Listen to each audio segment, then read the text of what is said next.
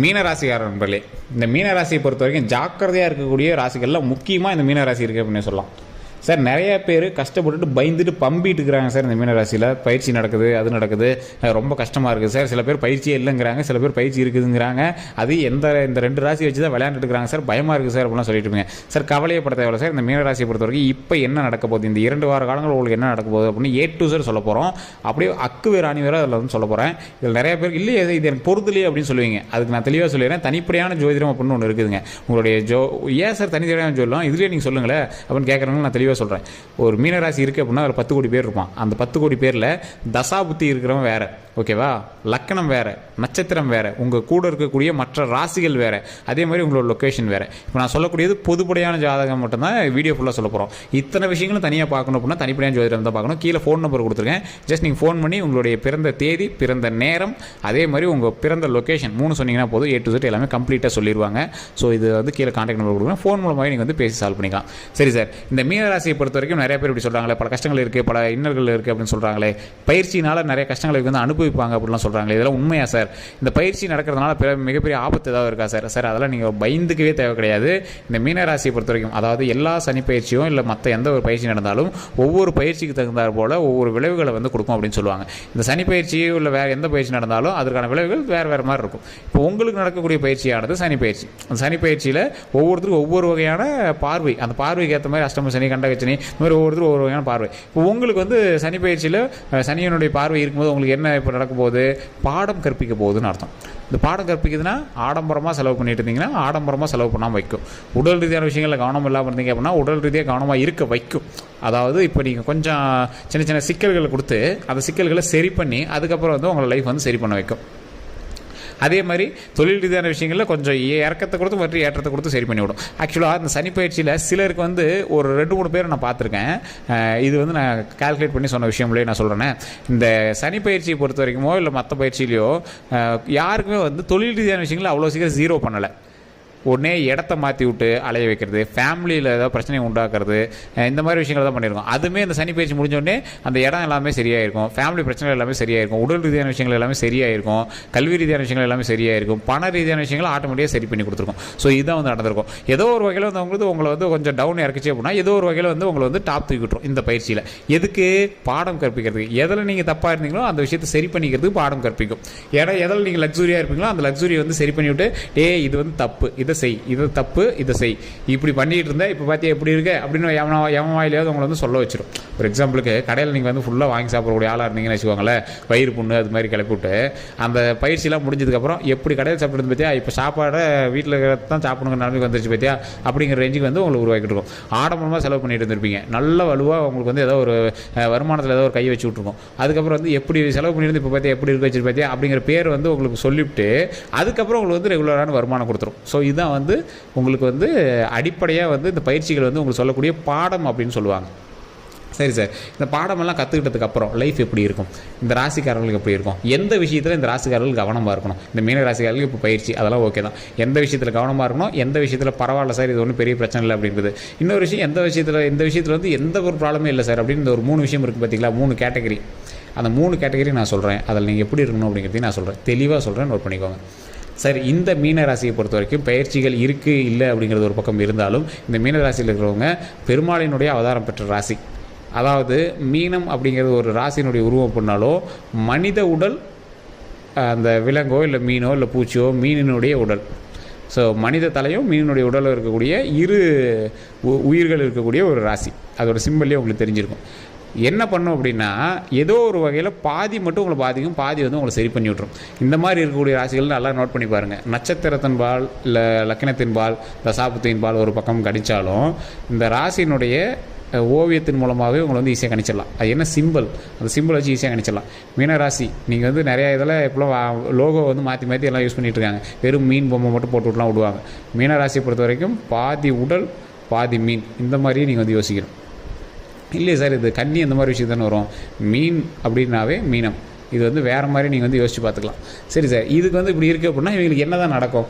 பாதி நன்மைகள் பாதி தீமைகள் நடக்கும். எந்த ஒரு செயல்பாடு நடந்துச்சு அப்படின்னா பாதி தீமைகள்லாம் என்னது, உங்களை வந்து ஓரளவுக்கு இப்போ பயம் காட்டுதா, அந்த தீமைகள் மூலமாக ஏதோ ஒரு வருமானத்தை கம்மி பண்ணுதா, மீதி பாதி பேத்துக்கு நல்ல ஒரு வருமானம் கொடுத்துட்ருக்கும். மீனராசியில். அதே மாதிரி உங்களுக்கு பாதி விஷயங்கள் வந்து தொழில் ரீதியாக இது பண்ணுதா, கஷ்டப்படுத்துதா, ஃபேமிலி ஹாப்பியாக வச்சுருக்கும், ஏதோ ஒரு வகையில் ஃபேமிலி ஹாப்பிப்படுத்தும். ஸோ இந்த மாதிரி ஏதோ ஒரு காலகட்டங்களில் உங்களை வந்து டபுள் சைடு காயின், ஒரு சைடு பாசிட்டிவாக ஒரு சைடு நெகட்டிவாகவும் காட்டி உங்களை அப்படியே சரி பண்ணிகிட்டே வரும். குறிப்பிட்ட காலகட்டங்களில் உங்களை ஹாப்பியாக வச்சுக்கும், குறிப்பிட்ட தசாபுத்தி உங்களை வந்து ஹாப்பியாக வச்சுக்கும். இதுதான் வந்து இந்த மீனராசியை பொறுத்த வரைக்கும். சார் இது வரைக்கும் ஒரு நிலையான ஒரு ஹாப்பியவே நாங்கள் இந்த ராசிக்காரர்கள் பார்க்கலையே அப்படின்னு கேட்குறவங்க, இனி வரக்கூடிய காலங்களில் மகிழ்ச்சியை மட்டுமே பார்க்கக்கூடிய ஒரு நேரமும் வரும். அதற்கு முன்னாடி சின்ன சின்ன இந்த மாதிரி கண்ணு பட்டுருந்தால் அவங்க நீங்கள் வந்து நல்லா மைனர் மாதிரி தெரியுறீங்க, வெள்ளை சட்டையை போட்டு தெரியுறீங்க, லைட்டாக அந்த ஒருத்தர் சிலர் கண்ணு படும், அதனால் சின்னதாக கொஞ்சம் மேலே அப்படியே கொஞ்சம் ஸ்க்ராட்ச் ஆகிருக்கும்ல, அந்த ஸ்க்ராட்ச்லாம் அதுக்கப்புறம் சரியாயிடும், துவைச்சோம்னா சரியாயிடும். அந்த அளவுக்கு தான் உங்களை வந்து கண்ணு பட வச்சு மறுபடியும் சரி பண்ணுது, அவ்வளோதானே தவிர மற்றபடி உங்களுக்கு எந்த ஒரு லாஸும் கிடையாது. இந்த மீனராசியை பொறுத்த வரைக்கும் கடந்த சில மாதங்களில் சின்ன சின்ன விஷ பூச்சிகள்னால் நீங்கள் வந்து கடிபட்டிருப்பீங்க, எல்லாம் ஏதோ ஒரு சின்ன சின்ன காயங்கள்னால மருத்துவ ரீதியான செலவுகள் நடந்திருக்கும், இதெல்லாமே சிறந்த காலகட்டங்கள் நடந்திருக்கும். அப்படி இல்லாதவங்க கொஞ்சம் கவனமாக இருங்க, அவ்வளோதான். மற்றபடி வாகனங்களில் போகும்போது கவனம் தேவை. இந்த 3 விஷயங்களில் கவனமாக இருந்து சொன்ன பார்த்தீங்களா. ஒன்று, வாகனத்தில் ரொம்ப ரொம்ப கவனம் தேவை. சொத்து ரீதியான விஷயங்கள், இந்த மாதிரி ரீதியான விஷயங்கள்லாம் இப்போ வேணே உங்களை வந்து தூண்டுவாங்க, கேஸ் போடுறேன், இல்லை நிலம் அளக்கிறது, நிலம் இது பண்ணுறது, இந்த மாதிரி விஷயங்கள்லாம் உங்களை இப்போ தூண்டுவாங்க, வந்து பண்ணி கொடு, அந்த மாதிரிலாம் சொல்லுவாங்க. அப்படியும் இல்லையா, இந்த டாக்குமெண்ட் ரீதியான விஷயங்கள் கையெழுத்து போட்டு கொடு, ஏதோ ஒரு சாட்சிக்கு வா, இல்லைனா அமௌண்ட்டு கூட அதில் லீஸு பத்திரம் எழுத்தரேன், இந்த மாதிரி சொல்லுவாங்க. இதன் மூலமாக குடும்பத்தில் மனஸ்தாபங்கள் சின்ன சின்ன விஷயங்கள் வந்து ஏற்படுத்துகிற வாய்ப்புகள் இருக்குது. அதை வந்து நீங்கள் வந்து பேச்சின் மூலமாக சரி பண்ணிக்கிறது ரொம்ப அவசியம்.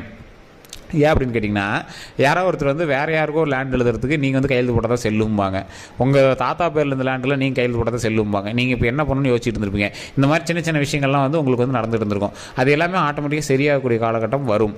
அது வரைக்கும் கொஞ்சம் ஜாக்கிரதையாக வாய் மூலமாக நீங்கள் வந்து சரி பண்ணிக்கணும். அதே மாதிரி இந்த ராசிக்காரர்கள், இந்த மீன ராசிக்காரர்களை பொறுத்த வரைக்கும் இந்த வாகன ரீதியான விஷயங்கள், வண்டி ரீதியான விஷயங்கள், தொழில் ரீதியான விஷயங்கள் நீங்கள் கவனமாக இருக்கணும் அப்படிங்கிறது ஒரு பக்கம். இப்போ நான் சொன்ன பார்த்தீங்கன்னா டாக்குமெண்ட் ரீதியான விஷயங்கள், அதுலேயும் கவனமாக இருங்க. வாகனம்லாம் எடுத்துகிட்டு போகிறீங்க அப்படின்னா வேறவங்களோட வாகனம் எடுத்துகிட்டு போகிறலாம் கொஞ்சம் அவாய்ட் பண்ணிக்கோங்க. உங்களுடைய வாகனத்தை மற்றவங்கள்ட்ட கொடுக்குறது கொஞ்சம் அவாய்ட் பண்ணிக்கோங்க. அதிவேகமாக வாகனத்தை செயல்படுறத கொஞ்சம் அவாய்ட் பண்ணிக்கோங்க. வேறு யார்ட்டையா வண்டியை கொடுத்துட்டு அவன் ஏதாவது கொஞ்சம் போய் ஏதாவது கேஸு அதுன்னு மாட்டியிருப்போம், அதில் கொஞ்சம் கவனமாக இருங்க. அதே மாதிரி குழந்தைங்கிட்ட வண்டியை கொடுத்து வண்டி ஓட்டுறதை ரொம்ப ரொம்ப தவிர்த்துக்கணும், அதை அவாய்டே பண்ணிக்கணும். 18 வயசுக்குள்ளவங்க வண்டி கொடுத்து நீங்கள் வண்டி ஓட்டு பழகு அப்படின்னு சொல்கிறதெல்லாம் அவாய்ட் பண்ணிக்கோங்க. அது ரொம்ப ரொம்ப நல்லது, அவாய்ட் பண்ணிக்கிறது ரொம்ப ரொம்ப நல்லது. அதே மாதிரி இந்த விஷயங்கள்லாம் நீங்கள் சரியாக இருந்தீங்க அப்படின்னாலும் உங்களை வந்து தேவையில்லாமல் வம்பு வழக்குகளுக்கு எவனோ வந்து இழுப்பான். ஒரு ரோட்டில் போயிட்டுருப்பீங்க, எவனோ ஒருத்தர் வேணே வந்து வம்பு வழக்குகளுக்கு இருக்கிறான்.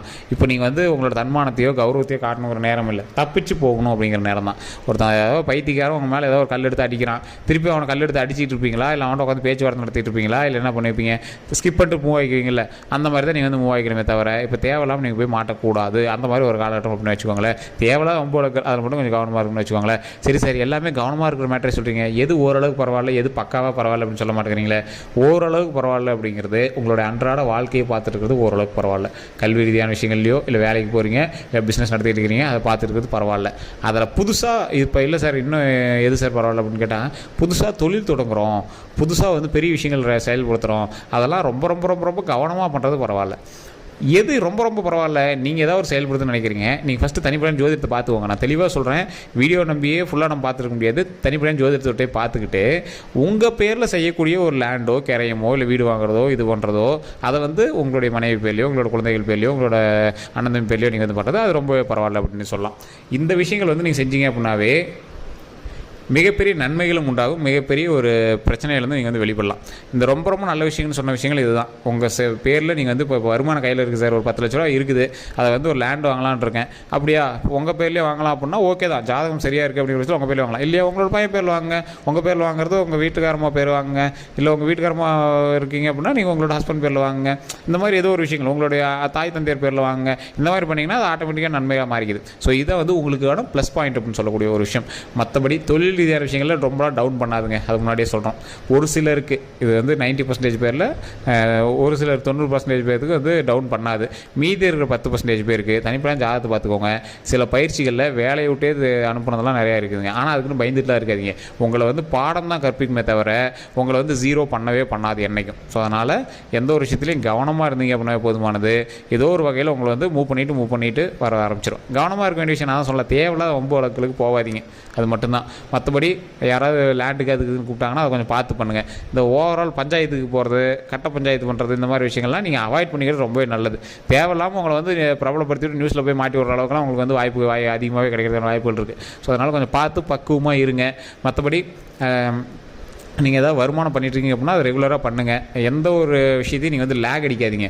மற்ற டைமில் நீங்கள் செயல்படுறத விட ஒரு 20 மடங்கு முயன்று குதிரை வேகத்தில் செயல்படணுமே தவிர எதுலேயும் பேக் அடிச்சிடக்கூடாது. அதுதான் ஒரு முக்கியமான விஷயம்.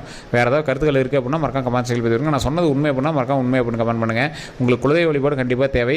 உங்களோட குலதெய்வ பேர் முருகன் அப்படின்னா ஓம் முருகரை பற்றி ஓம் முருகரை பற்றி ஓம் முருகரை பற்றி அப்படின்னு மறக்காம 1 டைம் கமெண்ட் பண்ணிவிட்டு வீட்டில் ஃப்ரீ டைமில் சொல்லி பாருங்கள். குலதெய்வ கோயிலுக்கு போயிட்டு எலுமிச்சம்பழம் வாங்கிட்டு வந்து உங்களோட வீட்டில் வச்சுருங்க. அது ரொம்பவே நல்லது. ஸோ இதன் மூலமாக பல நன்மைகள் கிடைக்கிறதுக்கு அதிக வாய்ப்புகள் இருக்குது. ஸோ இந்த வீடியோ பார்த்துட்டு இருக்கிறது ஃபேஸ்புக்கில் பார்த்துருக்கீங்கன்னா ஃபாலோ பண்ணிக்கோங்க. யூடியூப் பார்த்தீங்கன்னா சப்ஸ்கிரைப் பண்ணிக்கோங்க. இந்த வீடியோ பிடிச்சா லைக் பண்ணிட்டு உங்களோட நண்பர்களுக்கு கண்டிப்பாக பகிருங்க. சப்ஸ்கிரைப் பண்ணிட்டு பக்கத்தில் இருக்கிற பெல் பட்டன் ப்ரெஸ் பண்ணி அதில் ஆல் அப்படின்னு கிளிக் பண்ணிக்கோங்க. ஆல் அப்படின்னு கிளிக் பண்ணிட்டு அப்போ தான் நம்மளோட ரெகுலர் வீடியோஸ் உங்களுக்கு உடனுக்குடன் அப்டேட் ஆகும். ஸோ வேறு எந்த கருத்துக்கள் இருந்தாலும் மறக்காம கமெண்ட் செக்ஷனில் பதிவிடுங்க. எல்லோருக்கும் நன்றி நண்பர்களே.